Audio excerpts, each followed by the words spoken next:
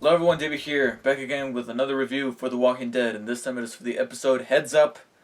And heads up, here comes the people on Twitter or on social media to proclaim to the world the phrase, "I told you so." God. Okay, so obviously there's no way to talk about anything else that happened in this episode besides the big reveal that Glenn is in fact alive. Okay, and I guess I'll just express my feelings straightforward in saying that I'm just like I was gonna say that if way back when that scene happened where we were led to believe that Glenn was dead, I said that if he was alive, I was gonna be mixed about it. And here is why I am in fact mixed on the fact that Glenn is in fact alive. The good. Glenn is one of the best characters on The Walking Dead. So the fact that we get to spend a little bit more time before the Negan storyline gets introduced by the end of the sixth season, it's good to see that character continue on and be a badass and be there for Maggie, who's also a likable character, and the two make a very compelling pairing. But what I also liked was the fact that they didn't drag this on for too long. This was a legitimate surprise because I was expecting this thing to continue on until probably the mid-season finale, or maybe even the mid-season premiere in February. I honestly thought that they were going to continue dragging this along until then because they just kept on teasing. The voice on the radio in last week's episode, which I forgot to mention in that review, there was that. There was the fact that Maggie gave up on her quest to look for him so quickly and decided to scratch off his name off the wall there, and that made for a very interesting twist of events from a writer's standpoint. Like, why would they make Maggie do that if Glenn is in fact dead? And that's where all the signs started to point to the fact that Glenn maybe was alive. So the episode opening up with that was a genuine surprise. And what was also a bigger surprise was the fact that it wasn't just this thing that the episode opened with and then ended with by having Glenn arrive over to Alexandria and seeing the whole herd of walkers and be like, oh shit, how are we going to get inside now? We actually kept cutting back to him along with Enid, who finds him and gives him water, and the two of them actually talking with each other and traveling back home. And I was like, okay, they're not going to just dance around this. Half of the episode actually has to do with Glenn and Enid. And I was surprised to see them cutting back and forth to them because, Glenn has been gone for so long. Let's see more of him. And I'm glad to see Glenn actually be the badass that he has become ever since season 1 throughout this episode. He didn't do a whole lot in terms of zombie killing, but talking Enid down from being the stubborn teenager that she was, that was very good to see. Which was probably the only weak side of that entire plot with Glenn in this episode, was the fact that he ended up being stuck with Enid, who was running away from Alexandria. And fortunately, out of all the teenage characters, she was the one that actually had some kind of tragic backstory that made it reasonable for why she was so angsty and so stubborn. Is that we had that opening a couple of episodes back of her and what happened with her parents and how she ended up in Alexandria. That made there be some kind of a reasonable explanation as to why she's continuously running. Just like Glenn pointed out in that one instance, was that okay? You keep living because those people didn't get to, but that's just a surefire way for you to get killed. And I'm glad to see that he was able to get through to Enid. Now, what I did not like about the reveal that Glenn is still in fact alive is that not so much with the actual story that's happening with the episode, but just the people that are running the show. Period. This is kind of a dirty trick. I mean, to go to the lengths of having his name be erased from the main title sequence. I mean, we were starting to doubt ourselves, like, oh my god, maybe he is in fact dead. But then we get this sprung on us, and like I said, we're glad to see Glenn continue to be alive for a little while longer. And if he does in fact get killed at some point, it would have meaning, because if he did in fact die in this little outcome with Nicholas, who we get confirmation is for sure dead, because the big explanation as to why Glenn was alive was the theory that we all had, was that that Nicholas fell on top of him. He's the one that got torn apart, and Glenn managed to sneak underneath the dumpster and survive down there until the walkers cleared out. They pretty much went with that storyline, and at this point, I feel like the people that are running the show should be more considerate about how smart we can actually be whenever we get presented with some kind of situation, some kind of outcome that is left very ambiguous. Like, hey, we are smart. We're going to be able to tell. So don't sell your audience short. But even with that in mind, I have to acknowledge that him being able to survive with Nicholas being eaten on top of him is a little bit of a stretch. I don't know why walkers would not go for like his head or something like that. We've seen heads be like, dismantled by walkers. We've seen different ways to die via walker. So I don't know why the walkers or the zombies would not tear through Glenn's head. That's very much exposed right there and there. So I said this back in that thank you episode review, where if he does survive, you're gonna have to suspend your disbelief a little bit, because it is a little bit of a stretch that he's able to sneak underneath the dumpster like that. And that's one of the things that I didn't so much like about the reveal that Glenn was still alive, as well as the fact that it does feel like a dirty a dirty trick. Plus, it is, if they are going to follow through with the comic books and introduce Negan in the season finale, which they did confirm is going to happen, being played by Jeffrey Dean Morgan, which I'm really looking forward to see how he portrays the character. There's almost no point in this fake out. Like, what's the point with this fake out if later on certain events are going to transpire that will make this fake out just really pointless and unnecessary? Meanwhile, back in Alexandria, this is where we started to dabble with a little bit of that filler material that we have been seeing The Walking Dead doing for the past couple of episodes or so, that everybody had a huge problem with, including myself. However, this time around, I felt like they treated it a little bit better, especially because it dealt with some much more fascinating and interesting characters. Back in Alexandria, we started to, go through the notions again with Rick dealing with these Alexandrians, only this time there were some things that I genuinely liked. I liked that guy going up to Rick and helping him fortify the walls, and almost admitting that, at this point, you're right, this is the only way that we're going to have to survive. And then we have other scenes like the one with Eugene and Rosita teaching people how to use a machete and to use melee weapons, essentially.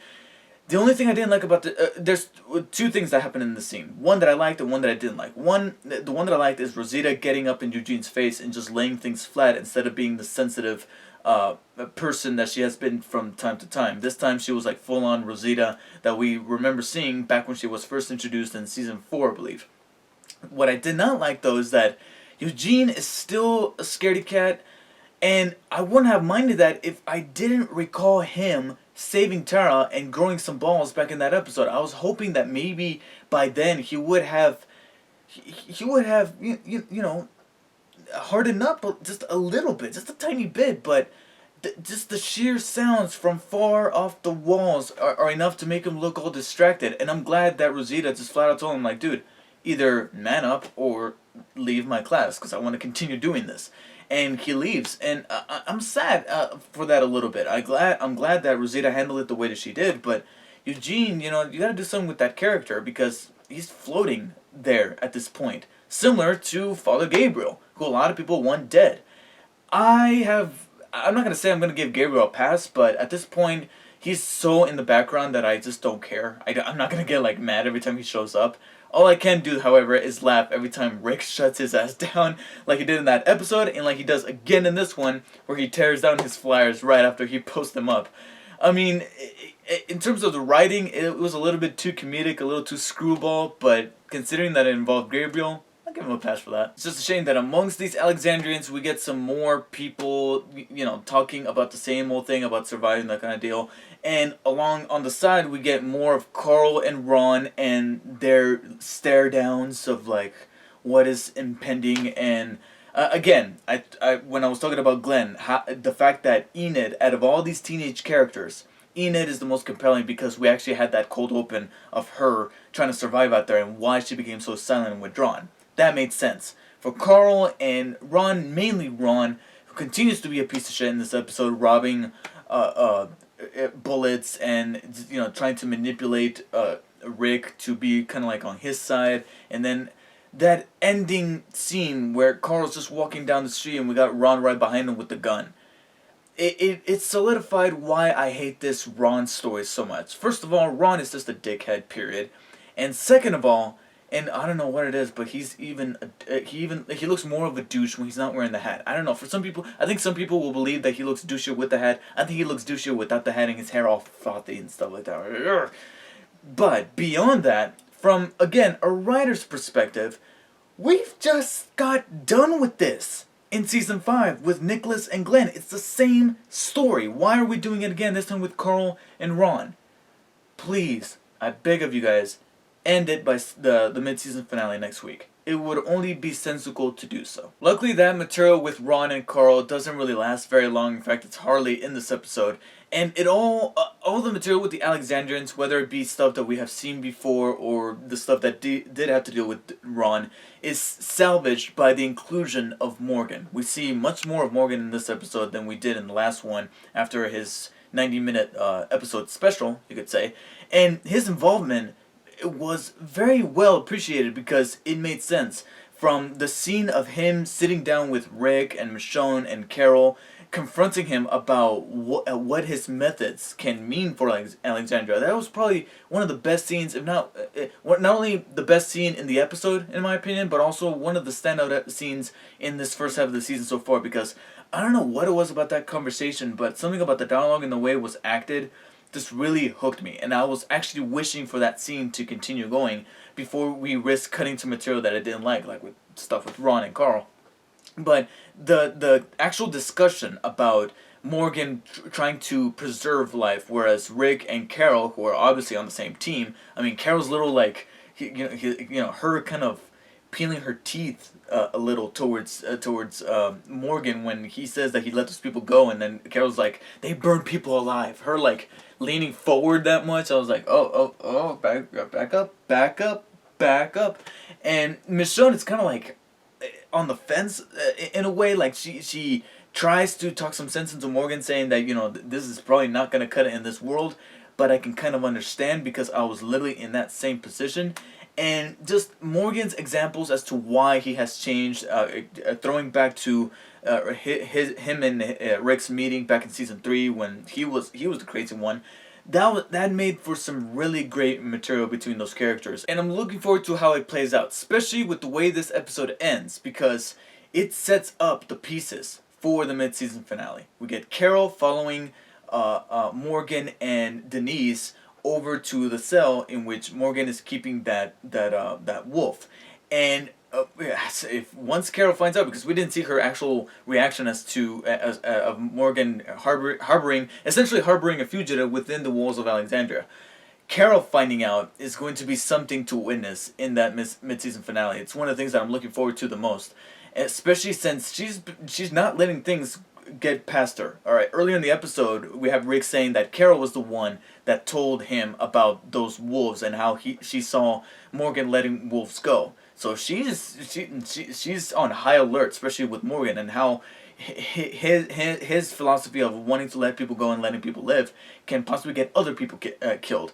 And so the confrontation between those two characters is something that I'm looking forward to the most, along with the big setup, which is that tower falling down, breaking down the walls, cutting to black, setting things up for what is hopefully going to be an action-packed and very monumentous and eventful mid-season finale. The episode may have spun a couple of wheels here and there, retreading some material that we have seen The Walking Dead tackle before, whether it be in some filler moments or the stuff with Ron and Carl.